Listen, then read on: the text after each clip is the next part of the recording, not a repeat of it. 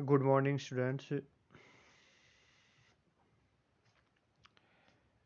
आज हम भारत के प्रथम प्रधानमंत्री जवाहरलाल नेहरू के जीवन परिचय के बारे में चर्चा करने जा रहे हैं।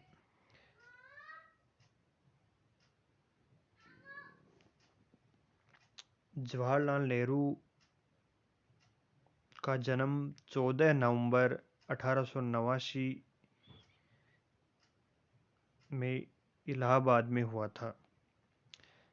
जवाहरलाल नेहरू के पिताजी का नाम मोतीलाल नेहरू, माताजी स्वरूप रानी थी।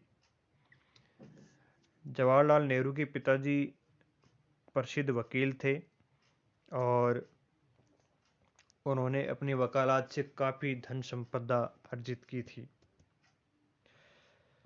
जवाहरलाल नेहरू का बचपन इलाहाबाद के आनंद भवन में बीता है और उनका जो बचपन है वो बड़ी विलासितापूर्वक बीता था, क्योंकि उनके पिताजी के पास अकूत धन संपत्ति थी। जवाहरलाल नेहरू ने 16 वर्ष की आयु तक शिक्षा अपने घर में ही प्राप्त की थी।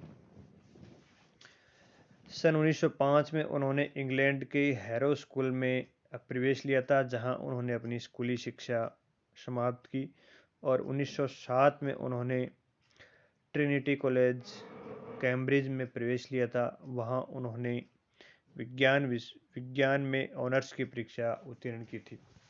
उसके बाद में उन्होंने 1912 ईस्वी में बैरिस्ट्री की परीक्षा पास की थी और हालांकि शिक्षा ग्रहण करने के दौरान उनकी कोई उपलब्धि का उल्लेख नहीं मिलता है, लेकिन अपने शिक्षा अर्जित करने के काल में वो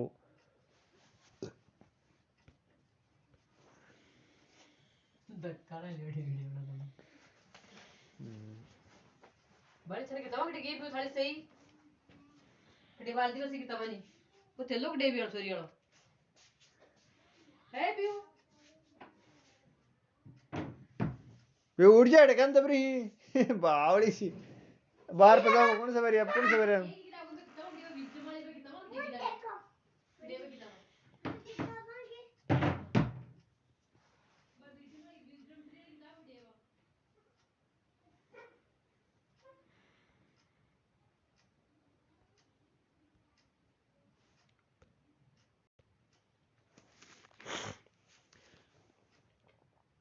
उन्नीस 1912 में जवाहरलाल नेहरू भारत आए और उन्होंने वकालत का पेशा प्रारंभ कर दिया, लेकिन वकालत का पेशा उनको ज़्यादा पसंद नहीं आया और उन्होंने भारत के सार्वजनिक जीवन में प्रवेश करने का निश्चय किया।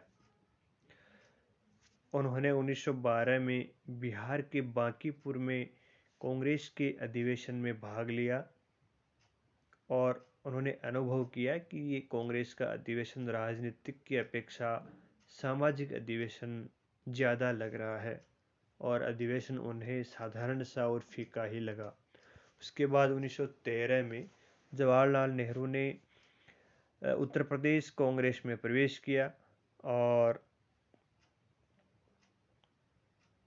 इसी समय गांधी जी के नेतृत्व में दक्षिणी अफ्रीका में जो रंग भेद विरोधी आंदोलन चल रहा था और उसमें जो अहिंसक दृष्टिकोण था गांधी जी का, उससे वे अत्यधिक प्रभावित हुए और 1915 में आप जानते हो गांधी जी भारत लौट आए और 1916 के कांग्रेस के लखनऊ अधिवेशन में नेहरू जी गांधी जी के संपर्क में आए। हालांकि दोनों नेताओं के बीच में दृष्टिकोण संबंधी मतभेद बना रहा, फिर भी वे एक दूसरे के निकट आए और दोनों में आजीवन आत्मीय संबंध बना रहा। फिर 1918 में नेहरू जी कांग्रेस महासमिति के सदस्य चुने गए और इसी दौरान द्वितीय विश्व युद्ध, जो प्रथम विश्व युद्ध हो रहा था, उसमें भारतीय नेताओं ने और भारतीय जनता ने ब्रिटेन का पूर्ण सहयोग किया, क्योंकि भारतीय लोगों को लग रहा था कि प्रथम विश्व युद्ध के समाप्त होने के बाद ब्रिटेन उनको स्वराज्य सौंप देंगे, लेकिन हुआ उसके उलट। विश्व युद्ध की समाप्ति के तुरंत बाद भारत में रॉलेट एक्ट नामक कानून लाया गया ब्रिटेन के द्वारा, और साथ ही जलियांवाला हत्याकांड हो गया। इससे भारतीय जनता में काफी रोष उत्पन्न हुआ। फिर 1920 में गांधी जी ने असहयोग आंदोलन प्रारंभ किया, और मोतीलाल नेहरू और जवाहरलाल नेहरू दोनों ने असहयोग आंदोलन में बढ़ चढ़ के भाग लिया। हालांकि नेहरू जी के पिताजी चाहते थे कि जवाहरलाल इस आंदोलन में भाग नहीं ले।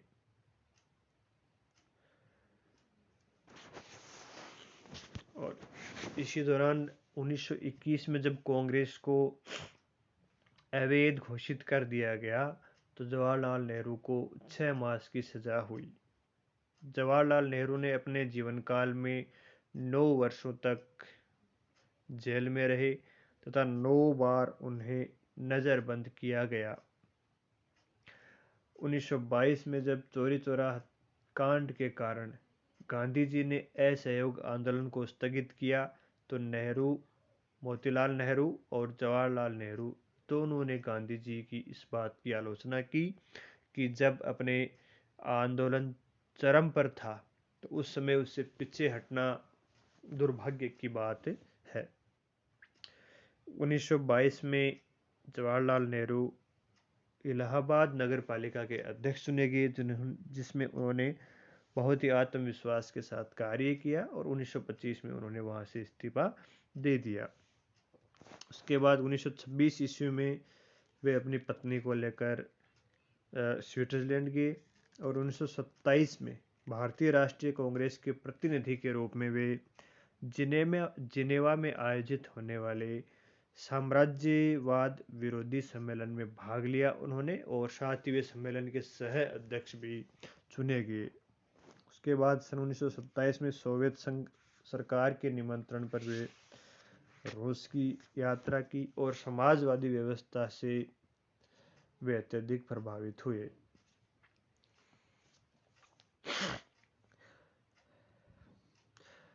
इसी दौरान 1928 में नेहरू रिपोर्ट प्रकाशित हुई, जिसमें औपनिवेशिक स्वराज्य की बात की गई थी।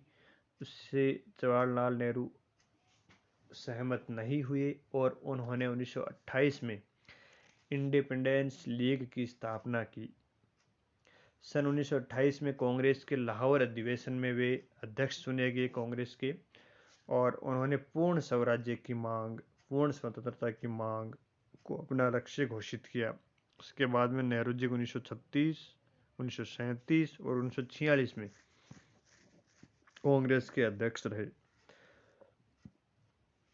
इसी दौरान 1931 में उनके पिताजी का निधन हो गया, और 1936 में उनकी पत्नी का निधन हो गया।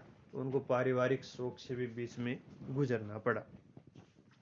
गांधी जी द्वारा संचालित सविनय अवज्ञा आंदोलन में भी वे अग्रणी रहे, और 1936 में बिहार में भूकंप से पीड़ित जनता की भी उन्होंने सेवा की।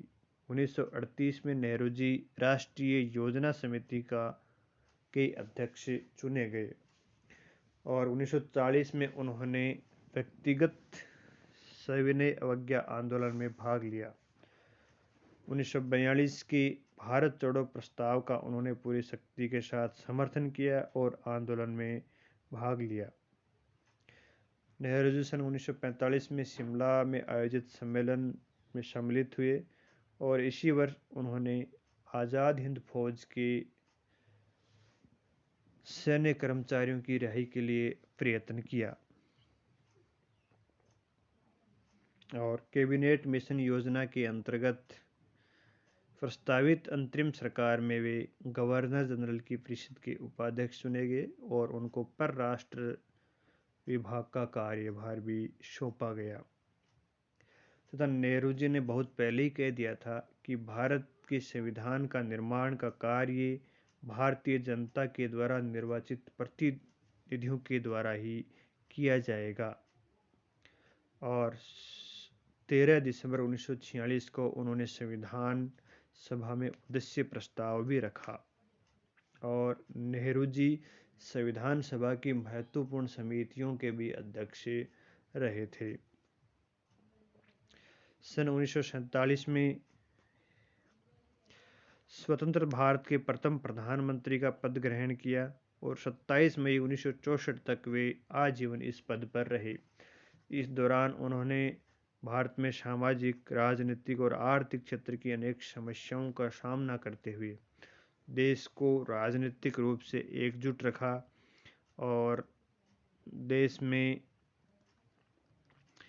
लोकतंत्र की जड़ों को मजबूत किया और साथ ही उन्होंने देश को राजनीतिक स्थायित्व भी प्रदान किया।